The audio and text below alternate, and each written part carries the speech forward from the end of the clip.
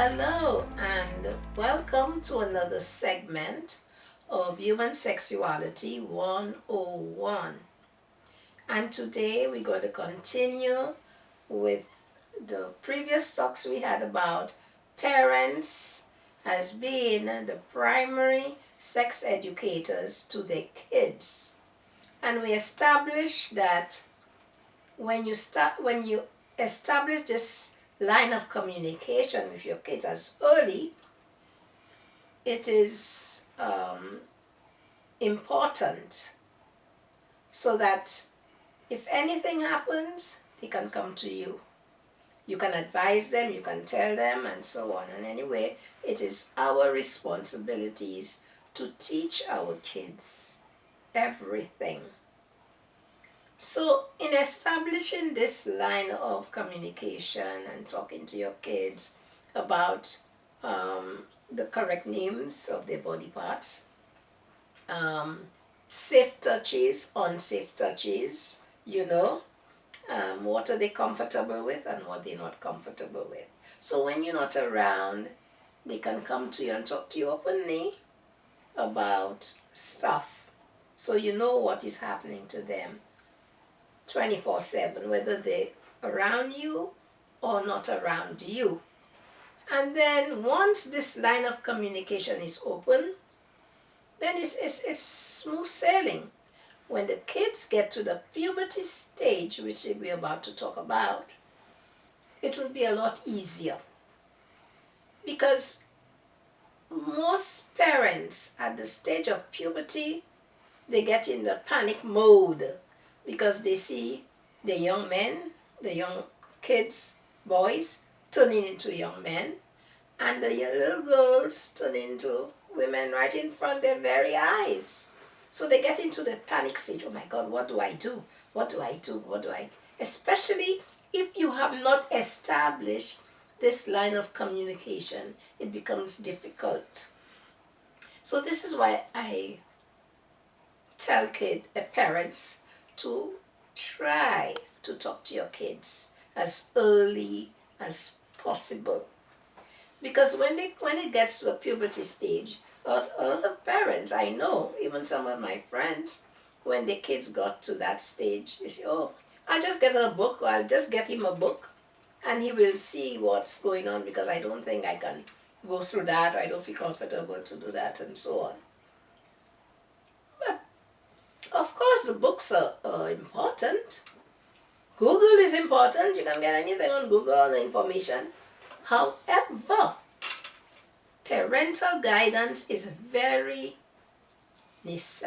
necessary and very important at this stage of development, because they're moving from childhood to adulthood. And along with the physical changes, here comes along the emotional changes and the psychological changes. So parents need to try to be equipped with knowledge about these things so that they can pass it on to their kids. And if you're really uncomfortable with this, then you can get somebody in the family, or somebody, a teacher, a pastor, somebody, when the child gets to this development. And there's so much we can talk about puberty, okay?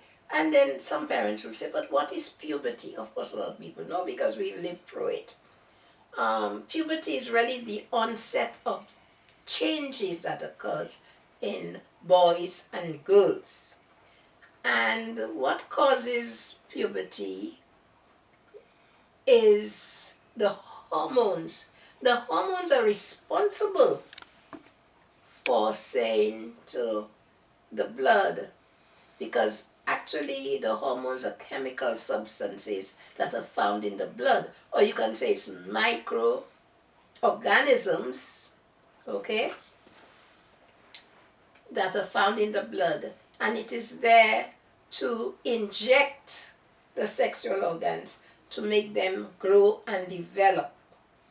Okay, so that being said, then we go on to the physical changes.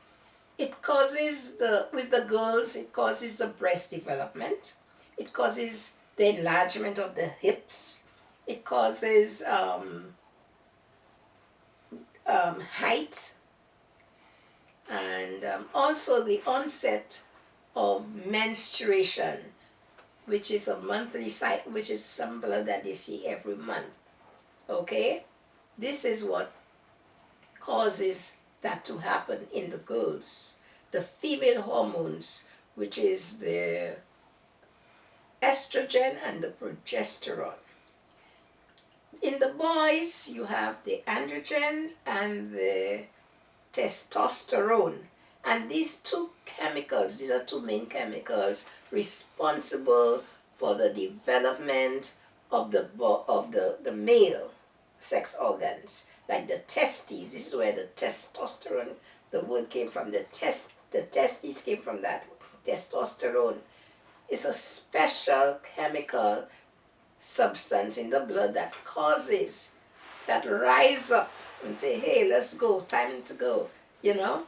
And this is responsible to produce spermatozoa in the testicles.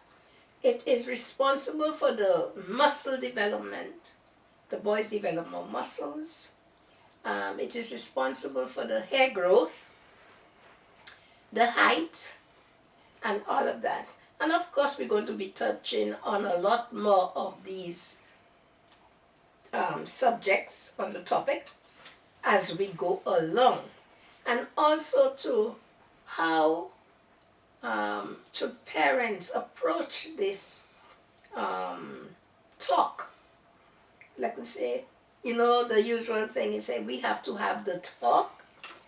How parents approach this talk when the kids get to that stage of development. Because yes, we can get them books, we can send them on the internet, but please be reminded that it is very important for parents to be there to help them with this transition, to make their life, to make it smooth, because at this time they really need their parents. And when I say parents, it doesn't necessarily have to be a father and a mother, because we know in many households we have the single parent family. But it is important that you are there for your child. And if you do not have the information, try and get yourself equipped with some information to pass on to your children. Okay?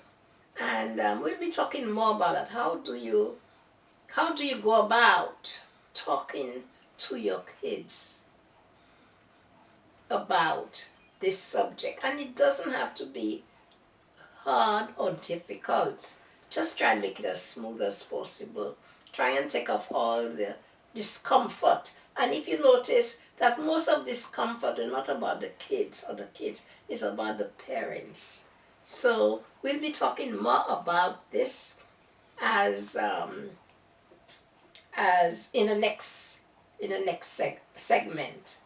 But remember to tune into Human Sexuality 101 and send in your questions, your comments on the topic, and also to subscribe to this program. We want it to be successful.